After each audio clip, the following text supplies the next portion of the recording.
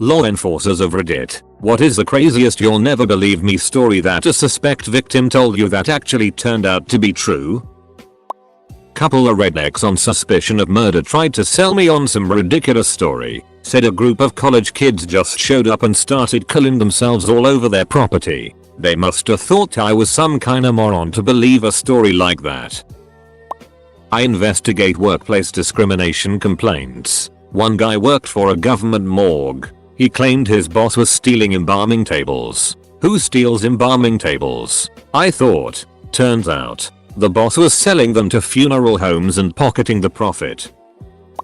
Friend of my parents worked for law enforcement as a psychiatrist for a time. An older lady was brought in one day, extremely distressed and yelling how her family wants to see her locked up in a psychiatric ward and take hold of all the silver mines she owns. My parents' friend went through the hassle to check the story, just to be sure. Turned out to be 100% true. Lady was not one bit crazy. A frequent flyer would call in at least once a week telling us people keep wanting to have a sex with him and won't leave him alone. We would send someone out there and he would always be alone and it would be unfounded. One night he called and said he was at the store and a man keeps asking to have oral sex with him. We go out there and nobody else is there. But he said the person left and gave us a license plate number that had a local address. We went out there and the address was for a funeral home. The vehicle was a hearse, and the hood was still warm. After talking to the mortician he confessed to soliciting the guy. For once the guy was telling the truth. 3 years ago, working in our civil department, landlord wants his tenants out. Says the usual things that set off the BS meter. They're drug users, criminals, thugs, keeping a prisoner in the mother-in-law suite. Landlord himself is a slumlord. Says outrageous stuff for all of his tenants he wants to evict. Turns out that it was actually true in this case. Partially, the tenants were a man and his elderly mother. They were keeping the man's developmentally challenged brother padlocked in the mother-in-law suite of the house with no plumbing or electricity. This family had been doing a rent-to-own thing with the landlord for 10 years or so, and only recently stopped paying. Turns out that they had been feeding the brother through the mail slot in the suite's door, and the interior had no furniture besides the most disgusting mattress you can imagine. We don't know how long he had been kept in there, but I have never seen a more revolting place in my entire life. This actually happened to me and I was very thankful for how everything turned out. I was 19 or 20 and went to Applebee's with some co-workers after a retail shift for the half-price apps. They were drinking. I was not because I was underage. As we're getting ready to pay, a co-worker reached over for his check and knocked over a tall beer that was damn near full, straight onto my shirt and lap. No problem. It was an accident. Whatever. The staff helped me clean it up and we went on our way, but I was still reeking of Bud Light. On the very first turn out of the parking lot and onto the main road I had to swerve to avoid what looked like a tire in the middle of the lane, and immediately I saw the police lights in the mirror and thought I was totally ducked. The officer very obviously smelled the beer but actually took the time to listen to my story. Plus my clothes were still damp, and he took me in the back of his car back to the Applebee's to confirm the story with the staff. Luckily they all confirmed it was just spilled beer and I hadn't been drinking. He took me back to my car and let me go.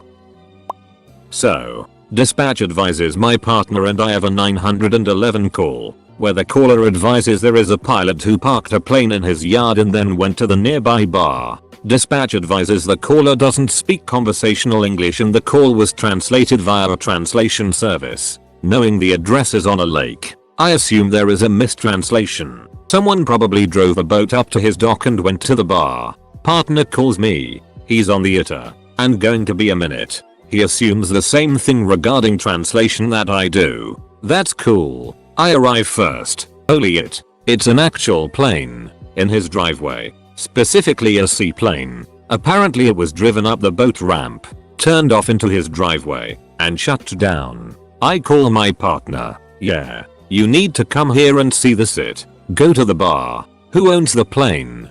Drunk guy does. Apparently he was there to visit his friend. Landed on the lake, and taxied to his friend's driveway. Except he got addresses mixed up apparently. And now he's drunk, so I don't want him to move the plane. Turns out planes are light and he pushed it to the correct driveway. Deleted 0.4750. What is this?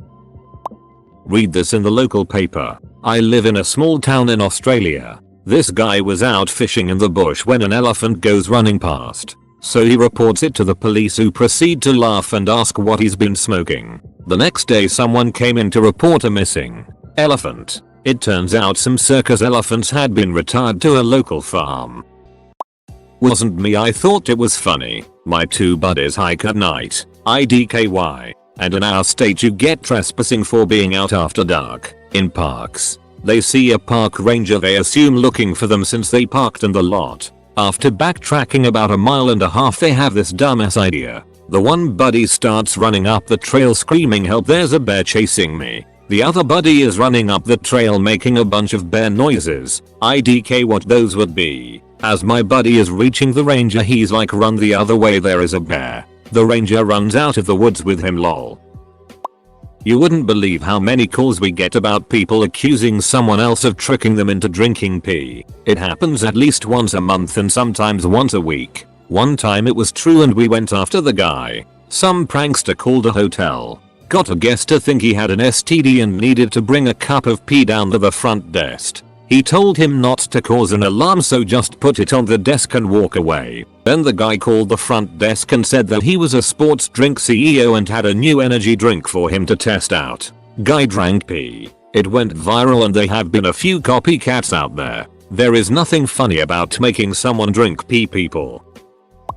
Some law enforcement officers saw this happen to me, or I might have otherwise been in trouble. I was on my way to a party with some beer cans in a shopping bag. I decide that I should open a beer on the way. Only before I do, I spot some cops standing close by. So I change my mind about the beer since public drinking is illegal. I put the beer back in the bag, still looking at the cops. So I miss the bag and it falls to the ground and a small pebble punctures the can, causing it to spray. Panicked about the beer, I pick it up and try to block the hole, but spraying beer all over myself instead. After some quick thinking, I figure opening the can would alleviate the pressure from the hole, and I'm right. Only now I'm standing somewhere in public with half an opened beer can in hand, in broad view of the police, and I'm reeking of beer. Apart from being sober, it sure looked like I was drinking in public. The cops didn't bother with me at all.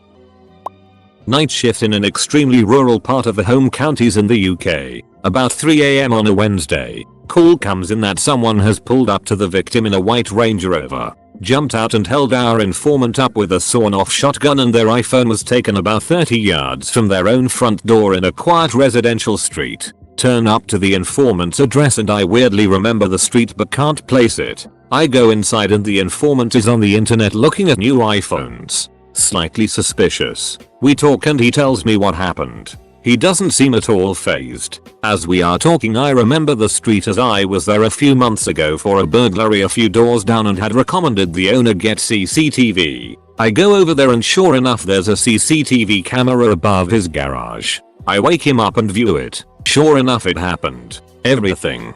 Got the registration of the vehicle and the RO was arrested for armed robbery. The gun turned out to be a replica but it was totally bizarre. Edit. Spelling. I was a counter-narcotics operator who would deploy with the US Navy and US Coast Guard. One trip we were patrolling just off the coast of Guatemala with intel on a suspected drug trafficking boat. We locate a radar contact in the vicinity and launch a small boat, 19 FT, with an interdiction team. It was an unannounced nighttime boarding, UNB, so the idea was speed, surprise, violence if action. Got close within 30 feet undetected, turned on all spotlights and strobes, and began yelling for all people on board to put their hands in the air. The only person on board was hanging over the opposite side and wouldn't put his hands up. Several times he was instructed to do so or possibly be hurt if he refused. In all the yelling and confusion no one heard what he was trying to tell us. Finally the dust settled and everyone took a breath and the man explained he couldn't put his hands up BC he had caught a shark and was losing most of his fishing equipment. I went over and saw that he indeed had a 5-foot shark fighting just over the side. We helped him pull it up a little and he beat it to death with a baseball bat. Saved all his tackle. Didn't find any drugs. Late. And not a law enforcer. But, so knew a guy called Harry Potter. having been caught by the police for a minor misdemeanor. They thought he was mocking them when he told them his name. They marched him home where he could present ID and let him off. Sucks to be Harry Potter in the Muggle world apparently. Working specialized mental health assignment and had to do a house call on a guy patrol had thought was a little off. Sit down in his house to talk to him while he eats his hamburger. During conversations I ask him what he's eating and he tells me it's just summit he threw together. Turns out, he was literally eating it, pressed into a patty and cooked. First time I threw up on scene. Back when I was working parking enforcement, a man approached me, calm as could be, and told me he'd had to park his car in a loading zone and that it was now on fire. He asked if there was a way to make sure it wasn't ticketed, since he couldn't move it. I figured maybe it was overheating or something, but I checked the loading zone, and sure enough, the engine was straight up on fire. He was mildly surprised when I called 911 to get a fire engine over to make sure the fire didn't spread. Cousin works in a city with mountains nearby, stationed at the foothills substation. She gets a call about a spacecraft landing at her house. Very slow day, so she decides to humor her dispatch. At the house, hysterical woman talking about invaders from space greets her, and my cousin rolls her eyes. However, she says she can show her the spacecraft. Old lady takes my cousin out about 200 feet from her house, and there, in her backyard is an impact crater. Turns out it was a mini satellite that survived re-entry. Not a cop, etc. Years ago, on the way back to a friend's apartment for a party after a night out, I decided to get a CD out of my car which was parked across the road. We were all bananas drunk and most likely under the influence of certain other intoxicants. I opened the driver's door with the key and sat into the seat with one leg still outside the car, barely holding the door open, while I searched for the disc in the center console. It should be noted that I had my right hand holding my keys resting on the top of the steering wheel. I couldn't find the CD one was looking for, so I looked up to call across to my friends going into the door of the apartment, only to see a squad car pulled up beside me. Took a lot longer than I was comfortable with trying to convince the 3 cops that I genuinely had no intention of driving.